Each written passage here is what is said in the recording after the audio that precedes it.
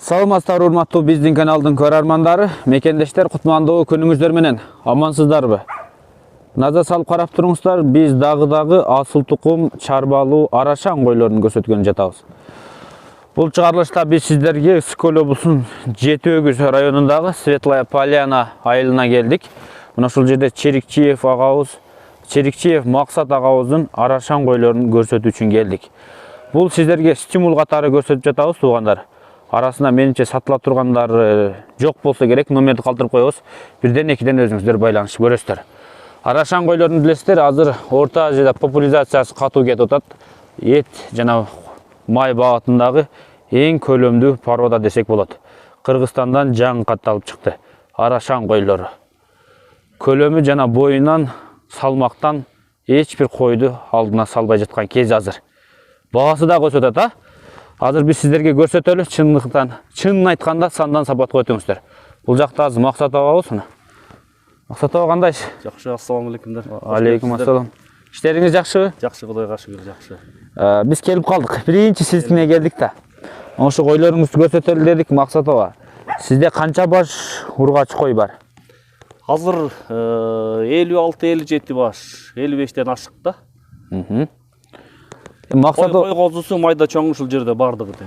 Жалаң ургачылар, Жалаң ургачылар. Мына ошо койлор. Эми өзүңүздүн иш тажрыйбаңыз боюнча бөлүшүп кетиңиз. Бул койлорду кантип жыйнадыңыз? Кандай оорчулук болду? Кандай сыноолор өттү дегендей? Ооба, эми бул оңой олтон келе койгон жок негизи. Биз башында кызыгып эле элдин королорун көрүп жүрдүк.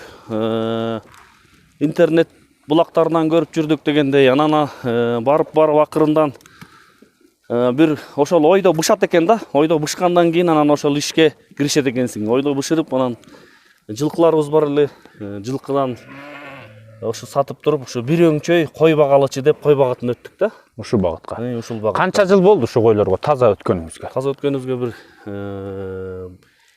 2 жылдын жүзү болуп калды буюрса. Жаңыдан ошо биз деле жаңы баштаачылардын катарына киребиз. Анан ошо жылкыларыбызды сатып, биз мурда эми баарын эле бага бергенбиз да, уюн деле, жылкысын деле. Анан баарын баштап эле биринде майын чыгарбайт экенбиз да, байкасамчы. Ооба. Анан туура айтасыз. бир өңчөй ушу кой баласын өттүк. Азыр уйда жылкыда бакпайбыз, только кой багабыз да. Азыр сиздики турмуш тиричилик ушуну менен өтүп атат да? Основной доход ушу менен. Доходду айтып калдыңыз. Эми Максат ага, ушу стимул катары көрсөтүп аткандан кийин мында доход кандай экенин көрөр. Салмактан сөзү кылбай эле коелу, Салмактан булар экстерьер уруп салат жогорку салмакта. Ооба. Муну азыр биз салмак эмес, чынын айтканда сапатка өтүү үчүн бул койлорду колдонсок болот. Ооба. Ошондой максатта туурабы? Ооба, азыр порода катары кетип атат да бул. Асыл тукум деп. Асыл тукум деп.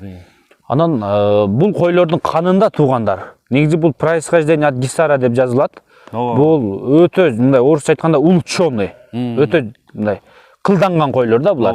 Булардын аталарын, энелерин, кыскасы булардын линиясы өтө кандуу койлор. Булардан начар туулушу кыйын. Ошон үчүн арашан койлору өзгөчө болуп чыкты. Эми доходко келели, Максат ага, быйыл канча коз саттыңыз эми? Быйыл бир 10-15 коз саттык, эркектеринен саттык жалаң. Эң арзан канчадан бердиңиз, эң кымбат канчадан бердиңиз? Эң кымбаты 55 миңге чейин болду. Эң арзаны 25 миңден сатылды. Эркектерди. Ургачыларды алып калдыңыз? Ургачылар азыр көбөйтүү максатында ургачыларды сатпай атабыз да. Бирок ургачын сурагандар деле көп болсо керек, Ургач сурагандар көп, кызыккандар көп. Могуреки койду, мисалы атайын арасына кошуп койдук, бизде да жөнөкөй койлор да бар. Кара койбу? Кара койду атайын. Тигилерден айырма болсун. Мына могурекилер кенже туулма, күзүндө туулган козулар. Ошолор менен почти что тең болот да мына. Мына жөнөкөй койсун, кара кой. Айырмасын көрүп атасыздарбы? Эми сиздерге баары бир түптүү болгон үчүн аз чакан көрүнүшү мүмкүн. Азыр мен атайын бир койду кошуп койдум дейт. Айырмасы кандай экен? Кара кой менен. Так, бул койлордун мына тумшуктарды көрдүңүздөрбү? Көпчүлүгүнүн тумшугу кочкордукундай болот. Кулактары узун деп коет, орусча айтканда гарбоносный деп. Кулактары узун, экстерьер сулуулугу менен. Ооба. Бул азыр СНГ боюнча эң алдыңкы койлордон болот ба? Эң алдыңкы. Астына эч кимди чыгарбай атат да, бөлөк породаны. Бөлөк порода жок, салмактан да мынча эч ким бере албай жатат. Бойдон дагы. Анан булардын кызыгы, булар туулганда эле ошо көлөмдүү туулат экен. Туулганда эле баягы орусча айтканда минимальный вес 6,5-7 килограмм толот экен да. 8, 9, 10, 11ге чейин толот экен. Өтө көлөмдүү деңиз. Биз эми чарбаңызды көрдүк. Анын мындай максатта сиз эми дагы улучшенияга дагы эле басым жасап атасызбы? Ооба. Азыр бияктан баягы кээ бирөөнү баасын жакшы баа берип калса сатып, кайра дагы бөлөк чарбаларды кыдырып, биздики үйдө жатмай жок, кыдырып эле кайра дагы алып толуктап, азыр деле бирден экиден ала коюп дегендейчи. Алмаша коюп. Кочкорлорубуз бар эле, кочкорлорубуз арендага кетип калды азыр. Тааныштары, достордукуна кетти ошо. Биздики өзүбүздүкү качып бүттү да. Кочкордон токтоп бүтүп, ал бөлөктөргө кетти. Азыр мына ноябрь айынын аяк чени болуп калды. Көлдө мына күн суук болуп атат, бирок жай да ачык экен. Эми ушул кочкор чоң беле? Кочкор чоң, метрлик, бою метрлик. 1 метр. Жаш 2 тиш. 2 тиш кочкор 1 метр беле? Мен андагы бир 1,5, 1,6 барат экен, Баралына келгенде буюрса жакшы. 4 тишке чейин өсө, жок 6 тишке чейин чоңой берет кочкор, 6 тиштен ал жагы уже абсолют болот. Бишкектен алдырганбыз, Бишкектен чүйдөн.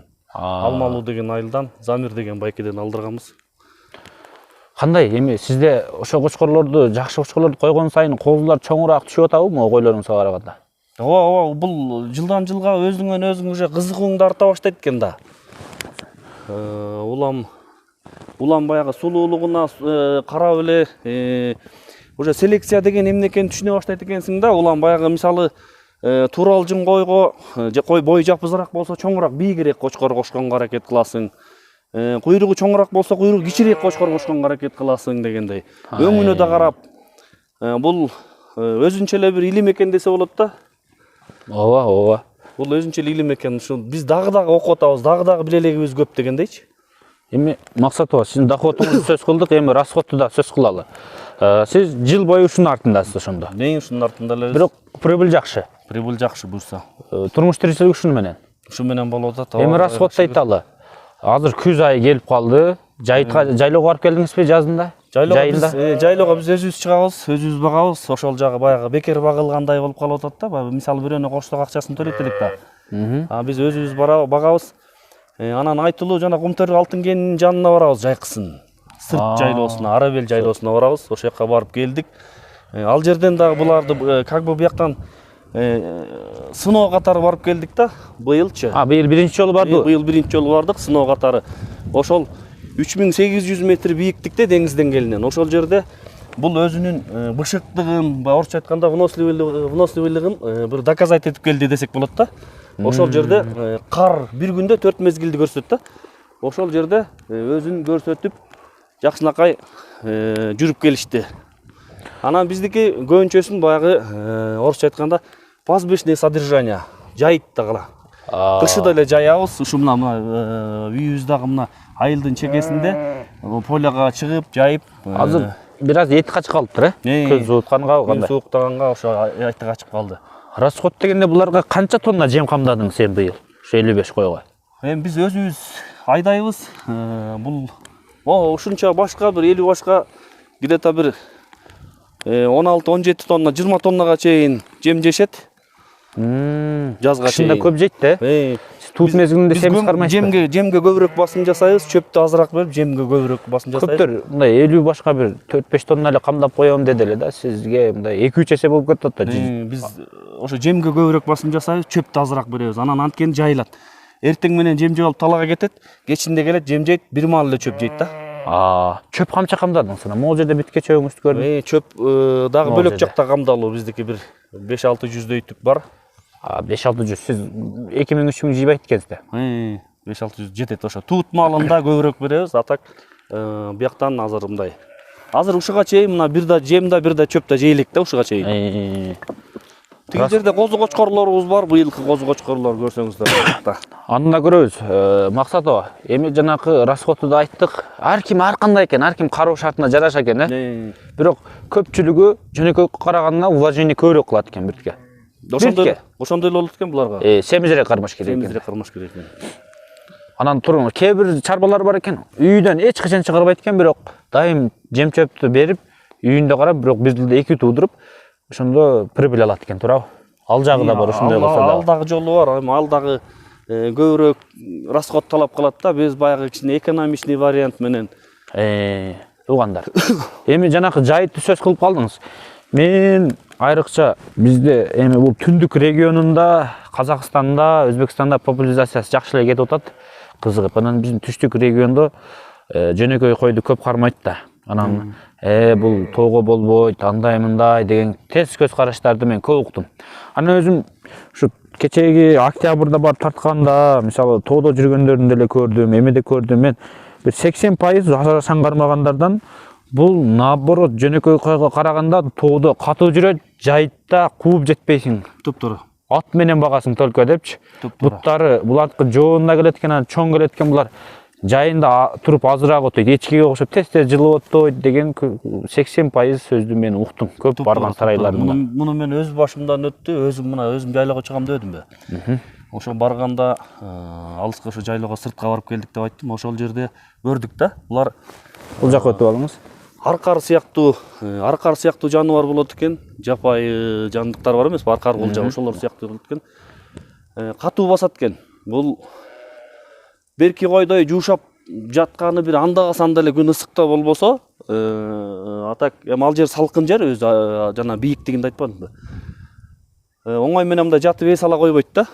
Анан тың болот экен. Ошол жерден деле ошо карды бороондо деле туугандар болду. Аман сен торолуп чоңоюп эле, мына мисалы моулар ошол жакта туулгандар, могу кичинекей козулар. Сиздин могу бийик козулар көбүнчө кечирээк туулгандар. Булар кечирээк туулган токтулардын козулары да булар.